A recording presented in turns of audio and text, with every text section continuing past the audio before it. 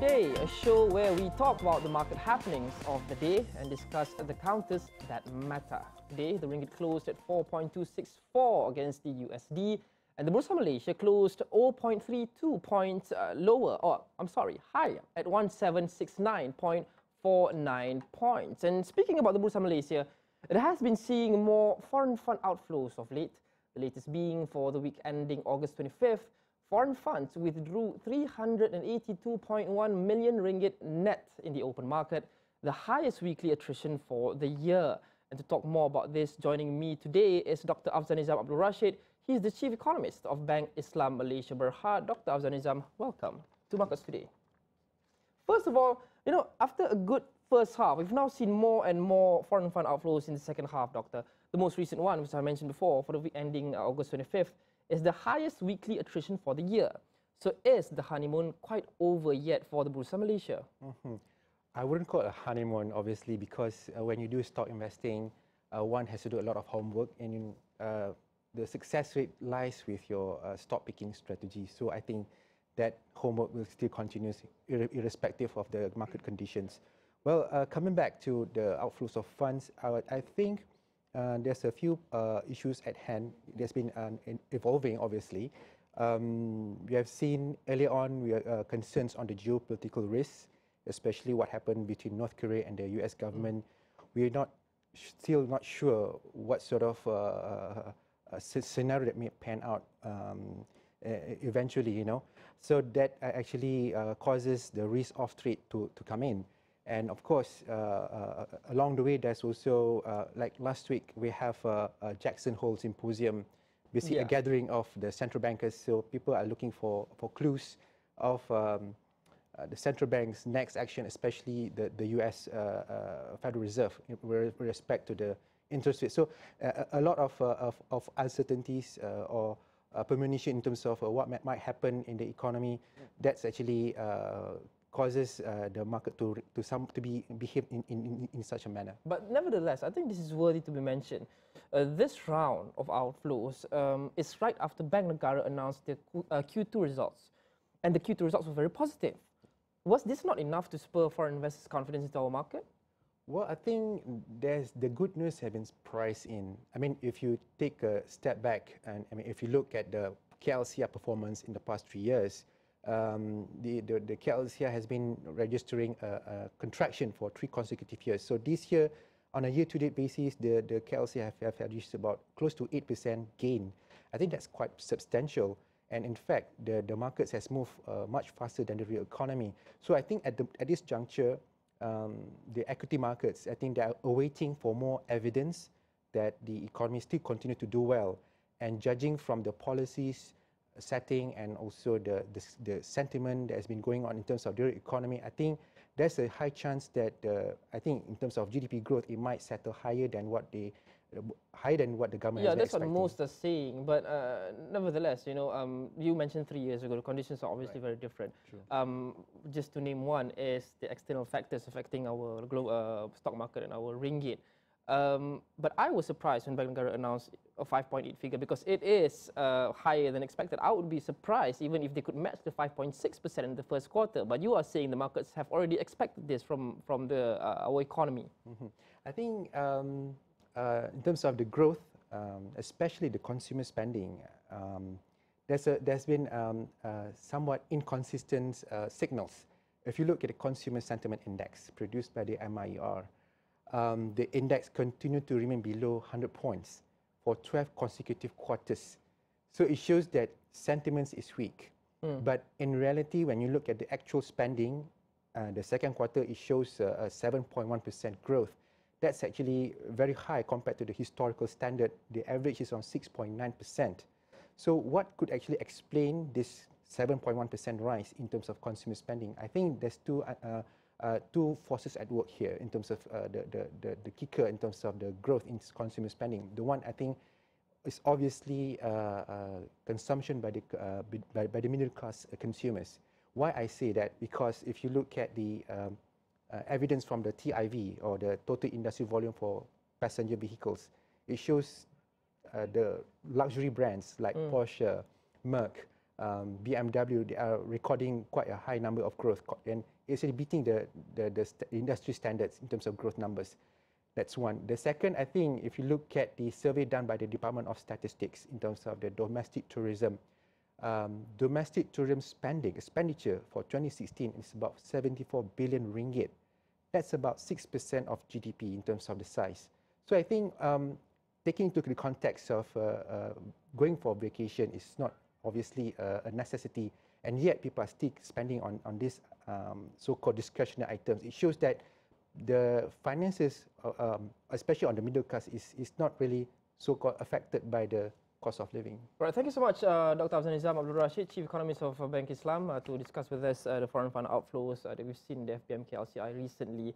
Markets Today will be right back. When we return, we'll take a look at the unsung hero of Sarawak's economy. Don't go away.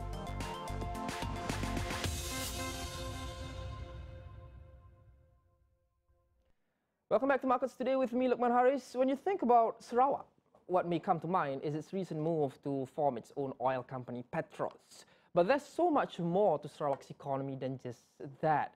If you are asked what has contributed over R500 million to the state's economy for the past 10 years, you would probably never guess the answer. Well, it's business, events and conferences, and they are proving to be the unsung hero of Sarawak's economic growth.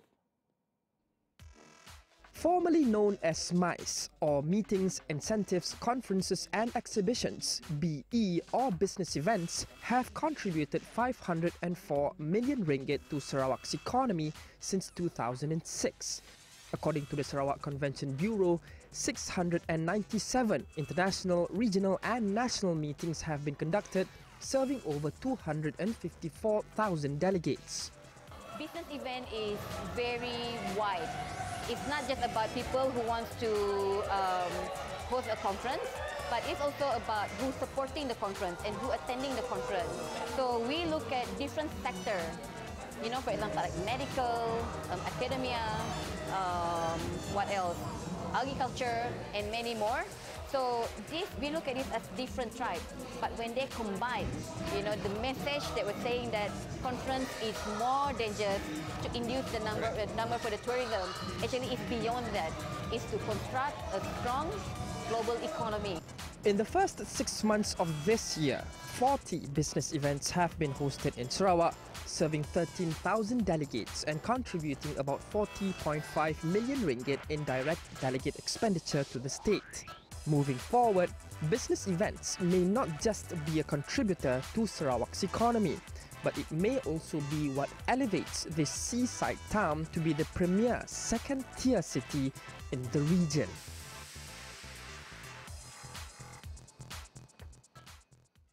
All right, it's now time for the business brief.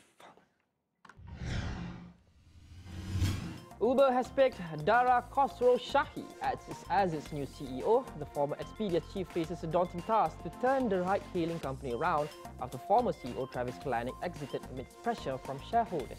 Uber has been hit by allegations of sexual harassment, trade secrets theft, and evading regulators through special softwares, amongst others. Last week, it reported a 16% increase in ride bookings and a 17% jump in net revenue for the second quarter, and losses shrunk by 9%.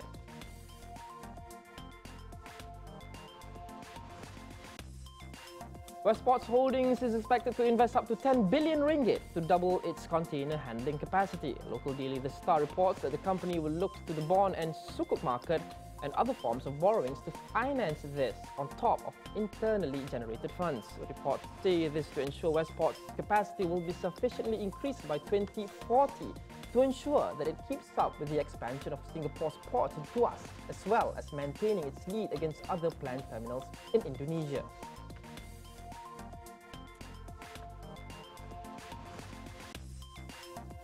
And the chief executive of Western Digital is in Tokyo in a bid to finalize talks of buying Toshiba's memory chip business. The Japanese company has been trying to sell its flash memory unit to make up for losses from its bankrupt nuclear business. Purchase is reported to be worth about $17.3 billion.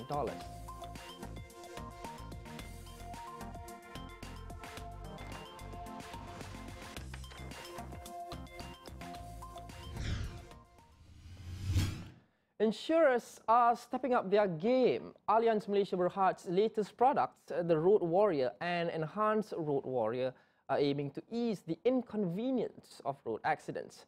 Modeled after the concept of a human-first approach, Allianz is confident to win the hearts of Malaysians. Hi, you're with me, Preeta Manivannan. Ever wonder what to do if you met with a road accident? Ever feared who to contact at 2 a.m.? Well, today I'm with the Chief Sales Officer of Allianz General Insurance Company Malaysia Berhad, Mr. Horst Habeck. Hello, Mr. Horst, how are you? Preeta, I'm good, thank you. All right, now tell us, what are the benefits of this Allianz Road Warrior? You see, the thing is, when you break down with your car in the middle of the night, or you have an accident and you stand beside it, don't really know what to do, many people forget your insurance company is there to help you. So there's just a telephone number which maybe you keep in your car, and then you call it, and our call center will respond and help you. All right, now how is this product different from the other products we can see in the market today? You see, our major difference is that we want to take care of the human being first and the car next. Okay, now what is the typical premium fees for this product? Oh, this is for a year, 99 ringgit only.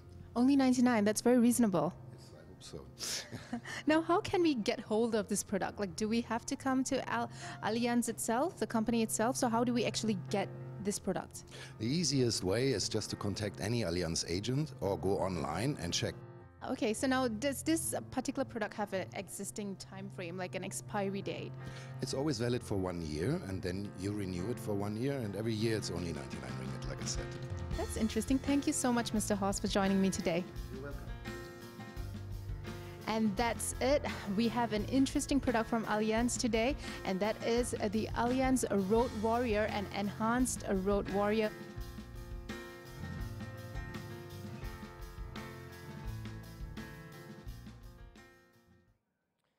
And that wraps up this episode of Markets Today. Be sure to follow us on Facebook, Twitter, and Instagram at 50101. Download our apps, you can see available on Google Play and also the Apple App Store. Luqman Hariz, thanks for watching. Have a nice day.